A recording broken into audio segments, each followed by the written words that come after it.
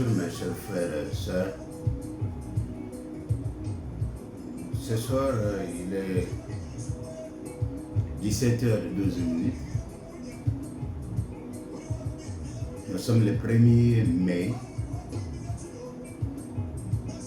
2026. Une question m'a été posée par deux frères qui ont à cœur de connaître la vérité sur ce que nous disons et sur ce que nous faisons d'après le message de l'heure. Alors c'est pourquoi nous enregistrons cette petite vidéo pour que chacun là où il est peut savoir ce que les apôtres ont pu faire de leur vivant et comment cette mission devait continuer au cours des âges jusqu'à nous. Alors, nous parlons sur ce sujet intitulé le baptême. Pour l'Église du Seigneur Jésus-Christ aujourd'hui et dans ce temps de la fin, c'est une question importante. Suite à cela, je vais parler en deux langues au même moment pour que ceux qui ont posé la question puissent bien comprendre et cerner les choses. Une question importante, nous pouvons savoir ou connaître comment ça a commencé, qu'est-ce qui a été fait par exemple chez les Juifs. Chez les Juifs, il y avait les paroles qu'ils citaient. Là, nous disons tout de suite qu'ils se référaient ou ils confessaient, ou ils continuent à confesser un Dieu unique, un seul Dieu. Non invoqué, c'est le Seigneur Dieu, l'Éternel. Et cela, conformément à ce qui est écrit dans Deutéronome chapitre 6, verset 4. Comme pratique, il faisait l'immersion complète dans l'eau, d'autres 3 fois, d'autres 1 fois. C'est comme ça qu'on peut retenir dans l'histoire. Si nous regardons chez les frères catholiques, eux, ils confessent une trinité de personnes. Non invoqués, eux, ils se contentent des titres de Père, Fils et Saint-Esprit. Et là, ils se réfèrent à Matthieu 28, 19. Comme pratique, ils font une aspersion d'une eau appelée bénite, qu'on met sur la tête de bébés, des enfants qu'on amène. Et c'est une des pratiques beaucoup plus répandues que chaque enfant qui vient au monde trouve. Par exemple, ici où nous sommes en train de voir comment les gens font des choses. Chez les protestants, ils confessent une trinité de personnes comme les catholiques. Les noms invoqués, c'est le titre de Père, Fils et Saint-Esprit. Et comme pratique, les uns le font par immersion, d'autres le font par aspersion. Alors, ce qui va nous intéresser, c'est ce que font les disciples de Jésus-Christ. Après qu'ils aient écouté la parole de Dieu pendant 3 ans et demi, après que tout ce qui a été promis dans le premier âge puisse être exécuté, les disciples de Jésus-Christ, eux, ils confessent un seul grand Dieu en une personne. Nom invoqué, c'est le Seigneur Jésus-Christ. Et cela d'après le livre des Actes des Apôtres, chapitre 2, verset 38. Et c'est comme cela, comme firent les disciples en leur temps, et nous aussi nous continuons de cette manière. Donc les vrais chrétiens qui sont décrits dans le Nouveau Testament, ils pratiquent pour le baptême une immersion complète une fois dans l'eau en invoquant le Seigneur Jésus-Christ.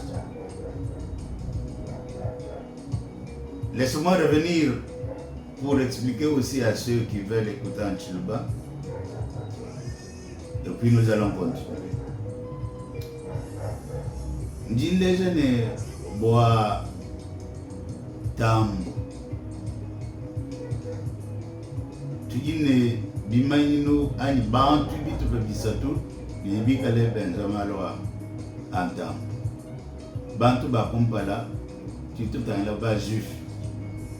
Beaucoup peuvent confesser ne zambi du moins et père. Ne dîne de vous bamba, dîne de Mokale Jésus-Christ. Va dire référer au Deutéronome chapitre 6 verset 4. Pratique Yabou, il voit immersion complète. Benzami Sango Isato. Ani bina muntu, muma ini Sango Isato. Kudibena catholique, Bobo Badibi Tabouchene, Zambi di Satumumontum. Dina di Juba Tela, di Jiba invoqué di titre Wabotatu, Wamwana, ne Wanyamamwin. Bilon de Chile, Modibu Babala, Mo Mataï, chapitre Wamakumia Biji, Namwanda Mukulu, Vesa Wadi Kumchiten. Ne badibi hika binaban muntu mumai maya badiba bigile ne obenit badib kabene binaban muntu mumai badiba ile ma pampala bila tu mai pampala aban mudi njingo tambusha mudi na jatatu ya mwana ni ya nyumwi bena mission ani ba protestant bobo badibi abo bitaboje nzambi disatu dina di batela ma titre awa tatu mwana ni nyumwe badi refere ka bidi anoku mata yowa makubya bidi mwana mkulu vesa wa dikumchite nezelo wa budiano bakwa badibi na bantu mai bakwabu badibela bantu nsompo babela nsompo bamba nitruko tangilane boa baiji bamkale Yesu Kristo babulele bobo badiba mbade nzambi ujumwe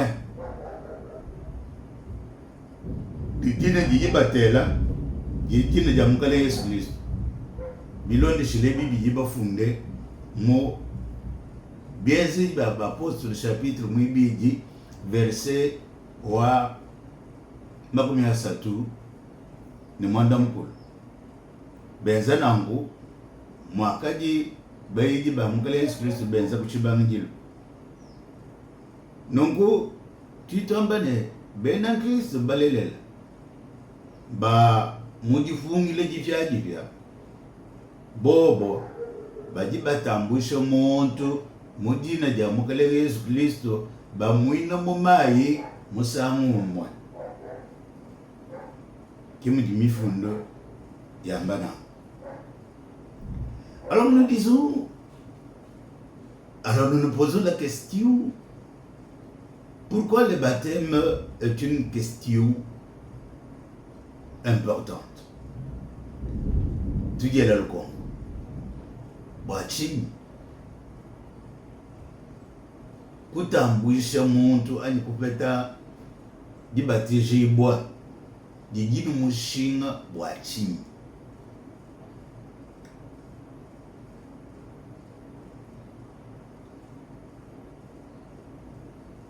Netugela le Congo. Bwachini kuitambwisha na bakutambwishe bilonde shile malonge shaka jinabo ba apostol. Mubidimu kama bivite. Bwalwebu bwajitambushi bwa ani jajitambula. Jakaji jamba ni jambulula kujibantu batu balombola maekilisi. Tuyela le Congo. Est-ce que bayiji ba mukale Yesu Kristo bakabenga kuita bushiji ya mukale Yesu Kristo jakate mbile binne yayi mubisamba byonso ninwenze bayiji banye ani. Est-ce que bakabenga mukenja wani mukenje uvo Yesu Kristo mubambilene yayi miabe yonso nwenze babisamba byonso bayiji banye nibatambushi mugeni jatatu ja mwana ja nyuma mwe. Esi bakabenga mukenja wani kujiba yiji bobo bakenze chintu chivya ani. Est-ce que bakalonda mene di yakadi mukale Yesu Kristo mubepeshe bwana baikwenza dibe jikala bayi mo yisha ya l'homme.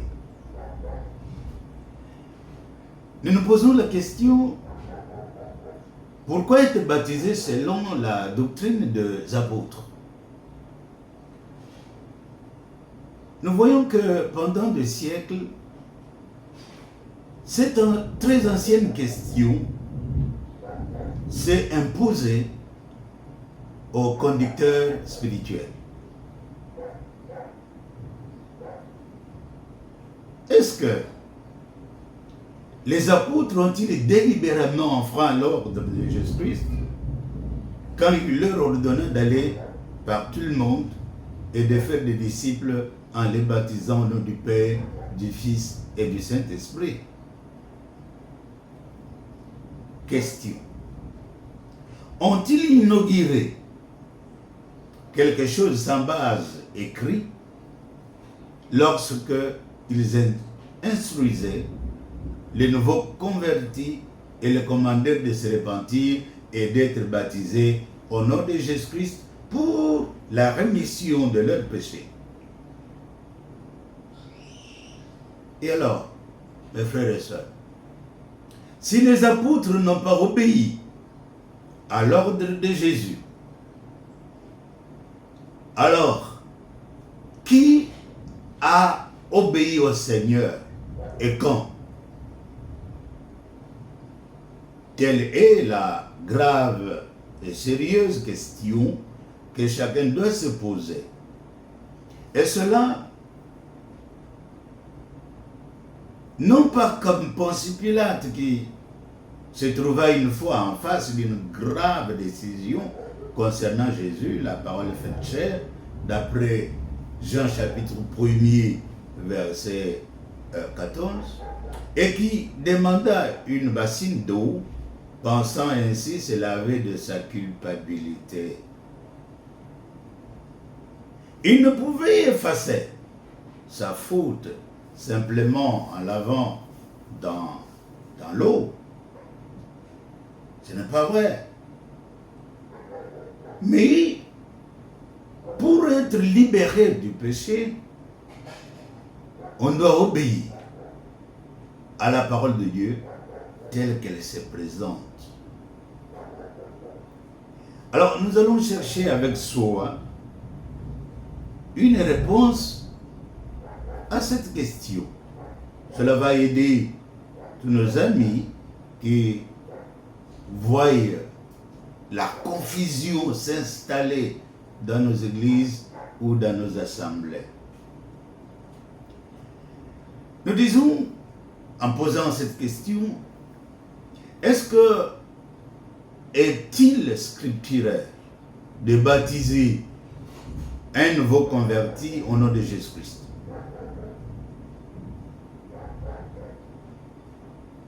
Dans la Bible, il y a beaucoup de textes qui se rapportent au baptême en Christ, comme aussi il y a de grandes doctrines qui sont dans la Bible. Et pour ce sujet, concernant le baptême, nous allons relever, enfin, il y en a plusieurs, mais ici nous allons relever 8 textes, où il est parlé du baptême au nom de Jésus-Christ. Et nous montrerons pourquoi aucun autre baptême n'est suffisant. Donc quand je dis ça, si tu es baptisé dans un autre nom que le nom du Seigneur Jésus-Christ, tu n'es pas baptisé du tout. Alors, premier texte. Vous pouvez prendre note, mon cher frère. Et frère Baron, tu peux bien lire ce texte ici pour comprendre ce qu'on fait de toi par les gens de Malemba. Vous comprendrez que c'est différent de ce que les Écritures enseignent. Donc, nous prenons comme première écriture Actes des Apôtres, chapitre 2, verset 38. Là, vous trouverez que c'est les Juifs à Pentecôte. Deuxième écriture, nous prendrons Actes, chapitre 8, verset 12 à 16. Nous voyons les gens de la race mélangée et les Samaritains. Troisième écriture, nous prenons Actes chapitre 10, verset 48. Les païens de la maison de Corneille. Pierre leur ordonna d'être baptisés au nom du Seigneur, et le nom du Seigneur ici n'est autre que le Seigneur Jésus-Christ. Quatrième écriture, nous prenons Actes 9, verset 14. Saoul, dans son délire religieux, traînait en prison tous ceux qui invoquaient le nom du Seigneur Jésus. Là, vous pouvez lire à partir de versets 9 et 5. Jésus parlait du ciel et dit à Saoul, à Saul, s'il vous plaît, si vous pouvez bien prononcer, qu'il était le Seigneur. Il lui a dit ça. L'écriture suivante, nous le prenons dans les Actes des Apôtres, chapitre 22, verset 16. Paul fut baptisé en invoquant le nom du Seigneur. Nous prenons également Romains 6, 3, où Paul déclare qu'il fut baptisé au nom de Jésus-Christ en utilisant le pronom nous. Nous tous qui avons été baptisés en Jésus-Christ, c'est en sa mort que nous avons été baptisés. Nous avons donc été ensevelis avec lui par le baptême en sa mort. Cinquième écriture, je vous donne Romains, chapitre 5, versets 3 et 5. Les saints de Rome furent baptisés par l'apôtre Paul au nom du Seigneur Jésus, qui mourut, qui fut enseveli et ressuscita le troisième jour. Ces 12 disciples de Jean-Baptiste que Paul trouva à Éphèse n'avaient jamais été identifiés à Christ dans sa mort, son ensevelissement et sa résurrection. Nous prenons aussi 1 Corinthiens chapitre 1, versets 12 et 13. 3 questions furent posées à l'église de Corinthe. Écoutez, Christ est-il divisé? Paul a-t-il été crucifié pour vous? Et 3e question, avez-vous été baptisé au nom de Paul? Ce qui implique clairement qu'ils ont été baptisés dans un nom. Et ce nom-là, c'est le Seigneur Jésus-Christ. Ce n'était pas le nom de Paul. Et comme aujourd'hui, ce n'est pas le nom de Kimbangu, ce n'est pas le nom de Branham, c'est le nom de Jésus-Christ. Donc il serait inutile d'être baptisé au nom de Paul, au nom de Kassunga, au nom de tel, au nom de tel. Car Paul n'était pas mort. Il n'a pas été enseveli et il n'est pas ressuscité. Le baptême vous identifie avec quelqu'un qui est mort, qui a été enseveli et qui est revenu à la vie. Dans la même lettre, Paul mentionne quelque chose de péché qui empêche l'entrée dans le royaume de Dieu. Et il résume en disant que cela concernait quelques-uns d'entre vous. Mais maintenant, vous êtes lavés et sanctifiés, mis à part et justifiés. Remarquez comment cela s'est fait par le moyen de 2 choses. Premièrement, par le nom de notre Seigneur Jésus-Christ. Deuxièmement, par l'Esprit de notre Dieu qui vient sur vous. Prenez aussi, chers frères, Galates chapitre 3, verset 27. L'église de Galates fut baptisée au nom de notre Seigneur Jésus-Christ. Car vous tous qui avez été baptisés en Christ, avez revêtu Christ. Donc la révélation de la parole de Dieu, comme ce qui est dit dans Romains chapitre 13, verset 14. Baron, regardez dans 1 Colossiens chapitre 2, verset 12, qui peut être considéré comme le dernier point que nous traitons, mais qui n'est pas le moindre. L'église de Colosse avait été ensevelie avec Christ dans le baptême. Cette expression de Paul, s'adressant aux Colossiens, fut également employée dans l'épître aux Romains, versets 3 et 4 du chapitre 6, où il dit qu'ils avaient été baptisés en Jésus-Christ, une seule personne. Mais dans l'épître aux Colossiens, nous apprenons une chose particulière concernant le baptême. Étant ensevelis avec Christ, en lui, nous sommes circoncis. Et c'est pourquoi Paul a dit aux Galates que la circoncision dans la chair n'apporte aucun avantage. Car maintenant, le baptême en Christ a remplacé la circoncision. Là, vous pouvez lire pour votre connaissance dans Colossiens chapitre 2, versets 11 à 13.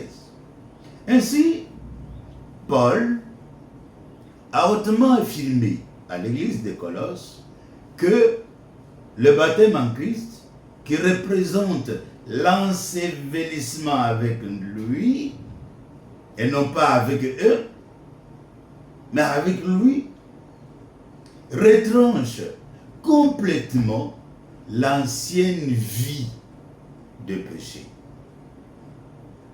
M. Baron rappelez-vous que sous l'ancienne alliance, la circoncision était aussi un retranchement. On coupait les prépuces avec un couteau aiguisé. Le baptême au nom de Jésus-Christ est un ordre. C'est la circoncision de la nouvelle alliance.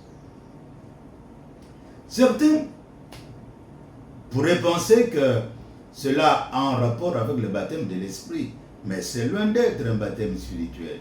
Nulle part dans les Écritures il est dit que recevoir le baptême de l'Esprit vous identifie à Christ. L'Esprit n'est pas mort, n'a pas été enseveli et n'a pas ressuscité. Mais Paul affirme que, il l'affirme aux Corinthiens, dans 1 Corinthiens chapitre 15 verset 4, que c'est Christ qui, le troisième jour, est ressuscité des morts. Donc, toutes les références des Écritures que nous avons données au sujet du baptême parient d'un ensevelissement dans les eaux de la mort. Il s'agit de votre mort, de votre ensevelissement et de votre résurrection avec lui. Il ne s'agit en aucun cas d'un baptême spirituel, d'un baptême au nom d'un homme ordinaire. Mais le baptême ne peut être administré que par une personne qui a eu la révélation de Jésus-Christ. Tel est le seul baptême chrétien, le seul qui puisse vous unir à la plénitude de Christ dans sa mort, dans son ensevelissement et sa résurrection. Alors, je me donne à examiner un peu la formule trinitaire. Les trinitaires croient que, ça aussi, avec les gens de Malemba, ils croient la même chose. Mais écoutez un peu. Ils croient que le Père est une personne, que le Fils est une autre personne, et que le Saint-Esprit, c'est une troisième personne. Donc, ils disent trois personnes dans la divinité. Si vous croyez cela, vous ne pourrez en aucun cas être identifié qu'au Fils. Le Fils étant Jésus-Christ. Car rappelez-vous, ce n'est que le baptême. Et ce qu'il représente, c'est la mort, l'ensevelissement et la résurrection. Alors on va se poser la question de savoir, quand le Père mourut-il?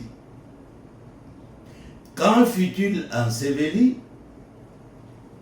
Et quand ressuscita-t-il? Quand est-ce que le Saint-Esprit mourut? Et quand fut-il enseveli? Quand a-t-il pu ressusciter? Donc, un cœur sincère qui cherche la vérité divine doit comprendre cela. Que Père, Saint-Esprit ne peuvent pas être deux personnes distinctes du Fils. Le baptême conforme aux Écritures vous identifie avec celui-là qui mourut, qui fut enseveli et ressuscita.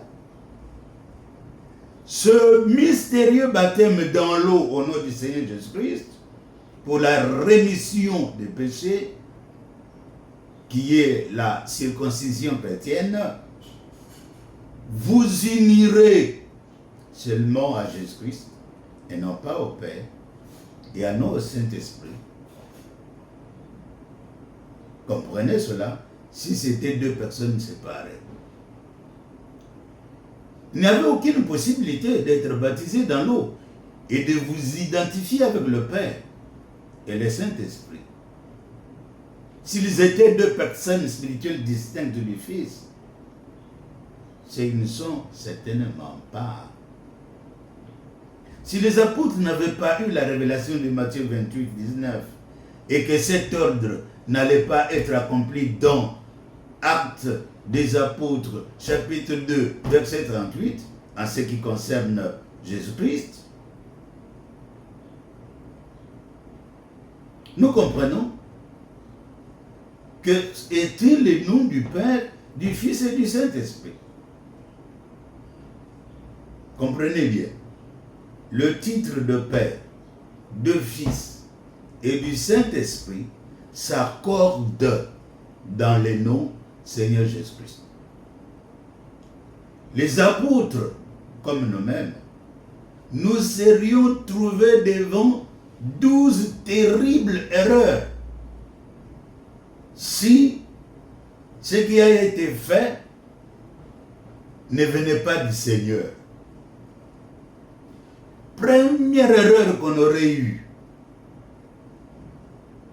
1. Christ aurait menti lorsqu'il dit qu'il avait ouvert l'intelligence de ses disciples afin qu'ils comprennent les Écritures. Et cela en commençant par la loi de Moïse, les prophètes et les psaumes. Il a dit, dans Luc 24, versets 44 et 45. Deuxième erreur. Paul aurait perdu son temps lorsqu'il pria pour que les Éphésiens soient éclairés. Regardez dans Éphésiens chapitre 1, verset 18. Troisième erreur. Tout le temps que Christ a consacré à essayer d'enseigner ses disciples pendant 3 ans et demi aurait été perdu. Quatrième erreur, sa mort, son ensevelissement et sa résurrection n'auraient servi à rien aux disciples qui essayèrent de continuer son œuvre après sa mort. Cinquième erreur, toutes les instructions qu'il leur donna pendant 40 jours après sa résurrection auraient été inutiles et vides de sens. Sixième erreur, l'effusion de l'Esprit qu'ils attendaient à Jérusalem n'aurait servi à rien et les aurait conduits dans une erreur. Septième erreur, dans le programme du Christ pour racheter les perdus, il n'aurait pas pu choisir des hommes capables de comprendre ses instructions après qu'il eut enseigné lui-même pendant 3 ans et demi. Huitième erreur, Pierre aurait égaré 3000 juifs sincères et répandu à Jérusalem une fausse doctrine. Neuvième erreur, Jésus aurait été un déséquilibré pour avoir remis les clés du royaume à quelqu'un d'aussi stupide que Pierre, lequel se serait trompé de son premier message pendant qu'il utilisait les clés correctement. Matthieu 16, verset 19. Quand il ouvrit la porte de la grâce aux Juifs, et dans la mission, et dans la maison de Corneille, et aux nations. 10e erreur, le ciel lui-même aurait été dans la confusion, car un ange vint auprès de Corneille et lui dit d'envoyer chercher Pierre, qui lui dirait des choses par lesquelles il serait sauvé, lui et sa maison. Actes des Apôtres, chapitre 11, verset 14. 11e erreur. Si Dieu le Père aurait également perdu raison pour avoir envoyé quelqu'un d'aussi incapable que Jésus-Christ sur la terre, avec une mission si importante, puisque celle-ci n'aurait pu la transmettre à 12 ignares qui ne purent même pas donner le moindre message au peuple, après que Dieu eut envoyé des Juifs de toutes les nations pour l'entendre. Actes chapitre 2, verset 5. 12e erreur. Pierre aurait été momentanément fou pour croire que ce message de repentance, de baptême et de réception du Saint-Esprit tel qu'Acte 2.38 les stipule, était pour les Juifs et les nations en aussi grand nombre que le Seigneur notre Dieu les appellerait.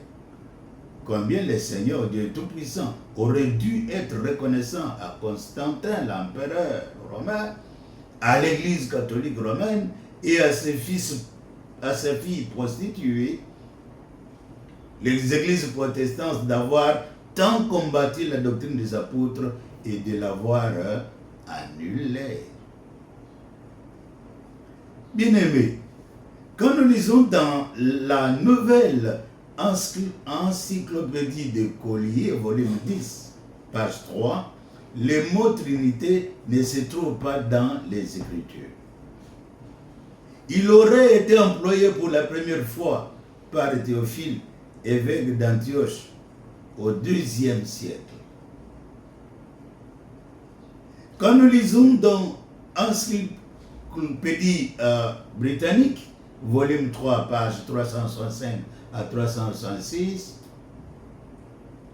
le 1 en 3 personnes, la formule trinitaire ne fut pas uniformément utilisée au début.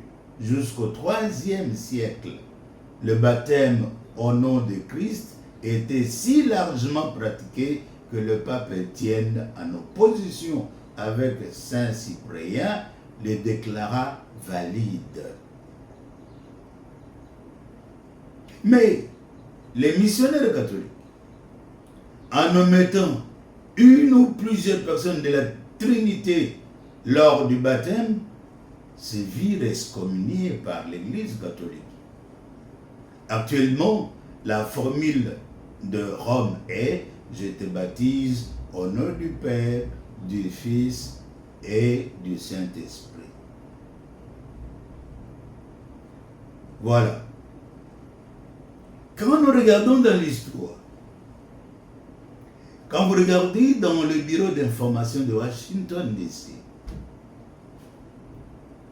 les informations suivantes sont données comme preuve que l'histoire de l'Église, comme l'Écriture établit que le baptême dans l'eau au nom de Jésus fut pratiqué pendant 300 ans après Jésus-Christ et fut changé par l'Église catholique romaine.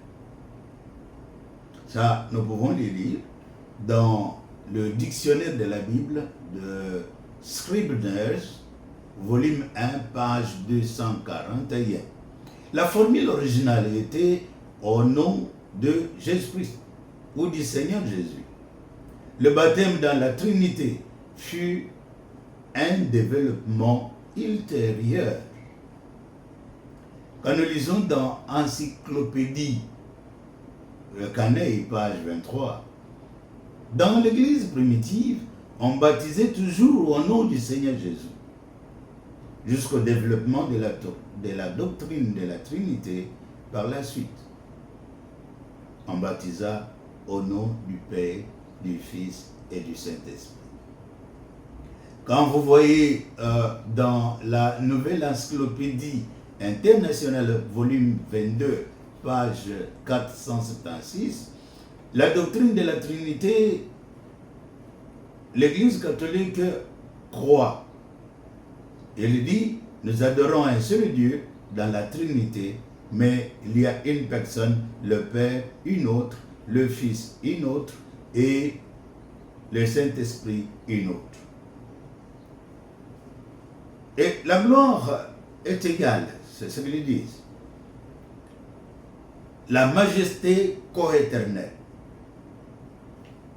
on ne trouve pas cette doctrine pleinement développée dans les Écritures. La théologie moderne n'essaye pas de trouver dans l'Ancien Testament de telles pratiques. Et au moment de la Réforme, l'Église protestante adopta la doctrine de la Trinité sans examiner sérieusement. C'est ce que les historiens ont écrit. Alors, nous comprenons que cette question importante doit être examinée. Cette question importante doit donner à chacun qui entend les soucis de mettre la parole de Dieu en pratique. Être baptisé au nom du Seigneur Jésus-Christ, c'est pour votre bien, c'est pour votre salut, c'est le chemin tracé par le Seigneur. Ça a une importance. Nous devons le faire. Alors, si vous rejetez la doctrine des apôtres concernant le baptême au nom du Seigneur Jésus-Christ, cette doctrine qui doit vous amener à la révélation de la vérité, parce que vous devez savoir que Jésus lui-même a prié pour tous ceux qui croiraient en lui par les paroles de ses apôtres.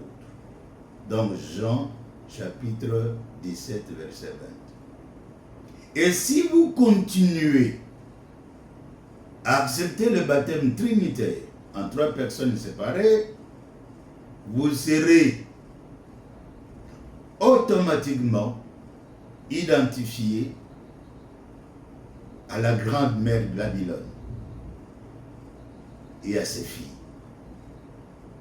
Donc, mon frère Baron, avec le peu de mots pour ce sujet, vous pouvez croire et accepter que Jésus est le Seigneur et que la repentance et le pardon du péché doivent se faire qu'en son nom.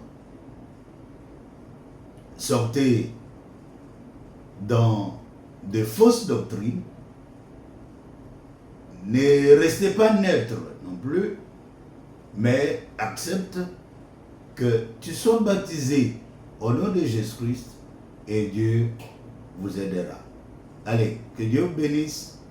Salutations à l'église qui est à Katumba, à l'église qui est à Kazadimbumba, à l'église qui est à Chikula, à l'église qui est à Sampi, à l'église qui est à Kambala, à l'église qui est partout où cette vidéo arrivera.